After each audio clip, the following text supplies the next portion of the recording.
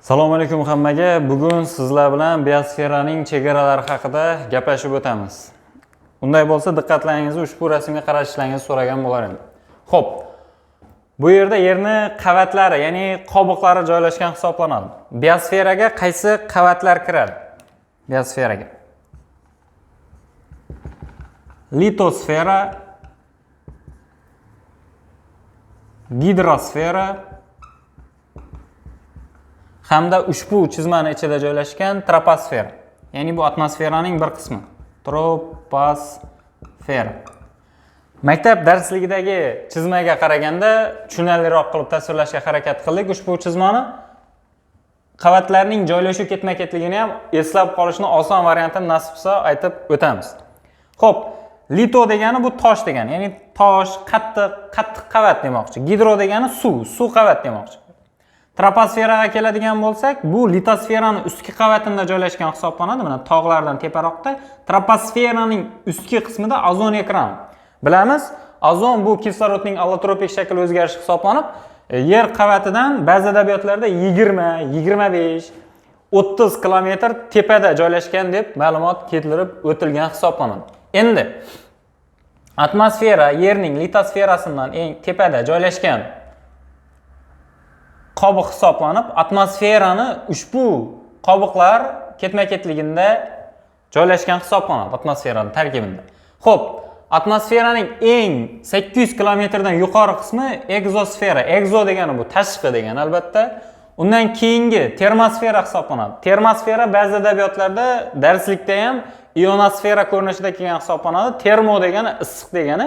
U yerda gradus plus 2000 gradusgacha issiqni tashkil qiladi. Mezosferada esa aksincha, mezosferada havo sovuq, minus 90 gradusgacha sovuqni biz ko'rishimiz mumkin hisoblanadi. Xo'p, mezosferaning ostida stratosfera qobig'imiz joylashgan hisoblanadi. Stratosferaning ostida troposferaning ustki qavatida ultrabinafsha nurlar ishtirokida kisloroddan allotropik shakl o'zgarishi ozon hosil bo'lganini ko'rishimiz mumkin hisoblanadi. Demak, xuddi shu qismda tirik organizmlar tarqalganligi uchun biotirik sfera qobiq, ya'ni tirik organizmlar tarqalgan qobiqlarni biz aytib o'tdik. Endi sizlar bilan xo'p, biosfera tarkibi haqida to'xtalib o'tsak, tarkibi. Biosferaning tarkibini o'rtoqlar qattiq moddalar,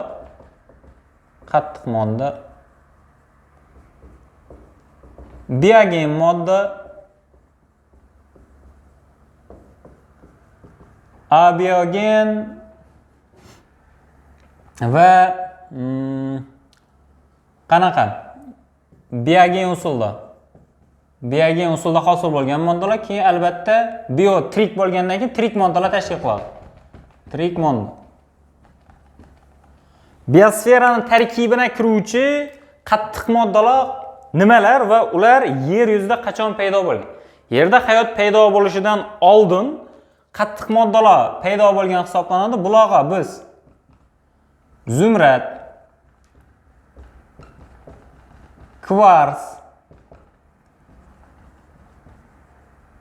marmar, grafit, granit kabi olmosni ham qo'shsak bo'ladi. Olmoslarni ham aytishimiz mumkin hisoblanadi. Olmos. Demak, bular tirik organizmlar paydo bo'lmasidan oldin yer yuzida paydo bo'lgan va biosferaning tarkibiga kiruvchi qattiq moddalar hisoblanadi. Biogen usulda hosil bo'lgan moddalarga qaysilar kiradi? Biogen usulda hosil bo'lgan moddalarga, ya'ni nomi aytib turibdi, tirik organizm ishtirokida hosil bo'lgan moddalar. Deylik, torf yo'sinlarining hayot davomida o'zgarishi tufayli torf hosil bo'ladi. Bilamiz, torf bu qimmat yoqilg'i hisoblanadi, ya'ni biogen modda. Yoki bo'lmasam tarkibida chig'anog'in tarkibida ohak tosh tutadigan foraminifera deylik, yoki bo'lmasam boshqa organizmlar ishtirokida ohak tosh konlari hosil bo'ladi. Ya'ni ohak tosh. Bu ham qanday hisoblanadi? Biogen modda. Yoki bor. Tarkibida bor to'playdi o'zida. Dengiz bo'shlig'ichlariga kiruvchi organizmlarni aytishimiz mumkin bunga.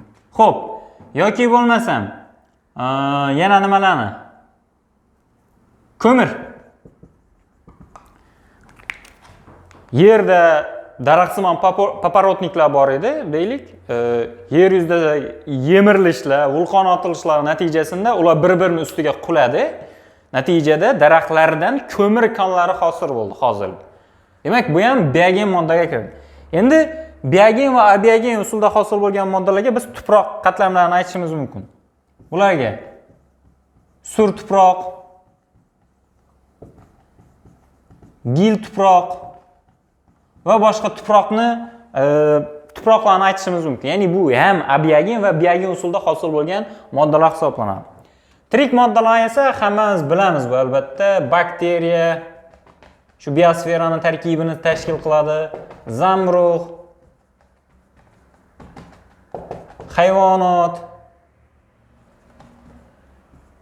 hayvonot olami va hokazo va hokazo.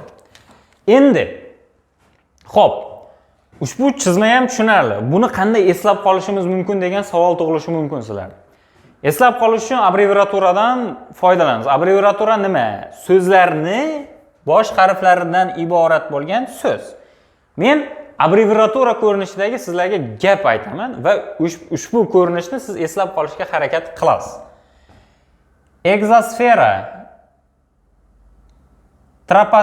termosfera, mezosfera, stratosfera va xuddi shu holat qanday eslab qoladi?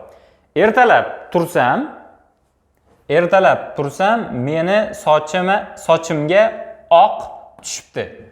Ya'ni oddiy gap ko'rinishida eslab qoldik. Ertalab so'zi egzosfera ekanligini, tursam termosfera ekanligini, mening deganim mezosfera ekanligi, sochimga stratosfera, oq ozon ekrani, kislorodning allotropik shakl o'zgarishi, ya'ni ultrabinafsha nurlarning yutilishiga yutib qolib, yer yuzini himoya qilib turadigan qavat sifatida bilamiz.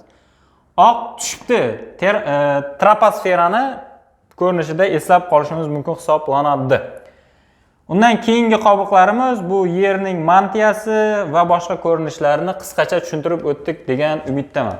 Bugun sizlarga tushuntirmoqchi bo'lgan biosfera chegaralari va qisqacha tushuntirish videomiz shundan iborat edi. Va har doimgidek sog' bo'ling, omon bo'ling. Nasib qilsa ko'rishamiz. Paka-paka.